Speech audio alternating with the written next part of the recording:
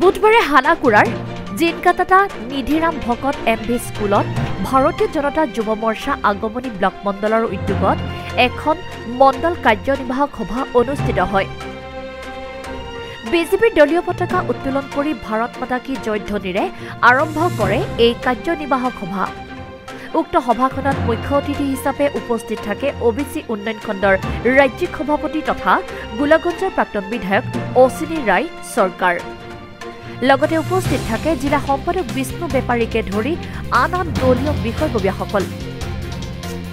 উক্ত অনুষ্ঠানত আগন্তুক ভাৰতৰ প্ৰধানমন্ত্ৰী মাননীয় নৰেন্দ্ৰ মোদীৰ জন্মদিন উপলক্ষে ৰক্তদান শিবিৰ, শাৰীৰিকভাৱে অক্ষম লোকসকললৈ সাহায্য বিতৰণ আৰু বিভিন্ন কাৰ্যসূচী হাতত লোৱাৰ বাবে উক্ত সভাখনত আলোচনা কৰে সভাপতি তথা গোলাগঞ্জ সমষ্টিৰ প্ৰাক্তন বিধায়কে।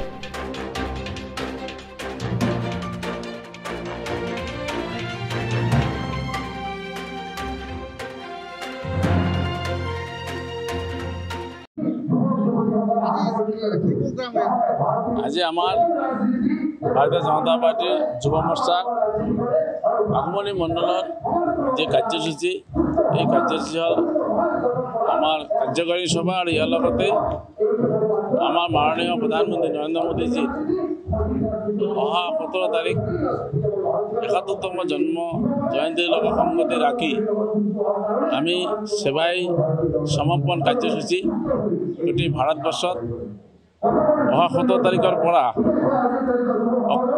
অক্টোবৰ মাহৰ 7 তাৰিখলৈ আমাৰ প্ৰায় 20 দিনীয়া কাৰ্যসূচী সেৱাই সমৰ্পণ কাৰ্যসূচী ইয়াত আমাৰ আলোচনা বিষয়বস্তু হিচাপে লোৱা হৈছে। আৰু এই মাধ্যম দি আমি আমাৰ মাননীয় প্ৰধানমন্ত্ৰীৰ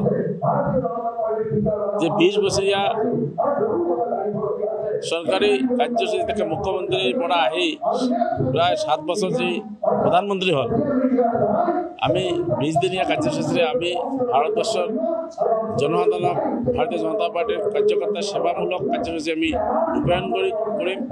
আৰু ইয়াৰ অংশস্বৰূপে আপোনালোকে গম পাইছে যে ৰক্তদান শিবিৰ, স্বচ্ছ ভাৰতৰ 71টা ৰাজহুৱা পুখুৰী পৰিষ্কাৰ কৰা আৰু 17 তাৰিখৰ পিছদিনা যিহেতু বিশ্বকৰ্মা পূজা হয় আৰু বিশ্বকৰ্মা পূজা উপলক্ষে যিখিনি আমাৰ মূৰ্তি আৰু যিখিনি আৱৰ্জনা থাকে সেইখিনি যুৱ মৰ্চাই পৰিষ্কাৰ কৰিব আৰু ৰক্তদান শিবিৰ কৰিব আৰু বিভিন্ন হস্পিটেল, বৃদ্ধাশ্ৰমত ফল মূল বিতৰণ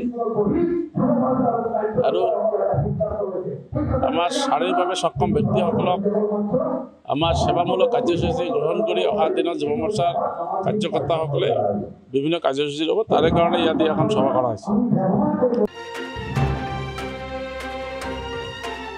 আগমনীৰ পৰা বিষ্ণু ৰায়ৰ ৰিপৰ্ট, নৰ্থ ইষ্ট ভিউ।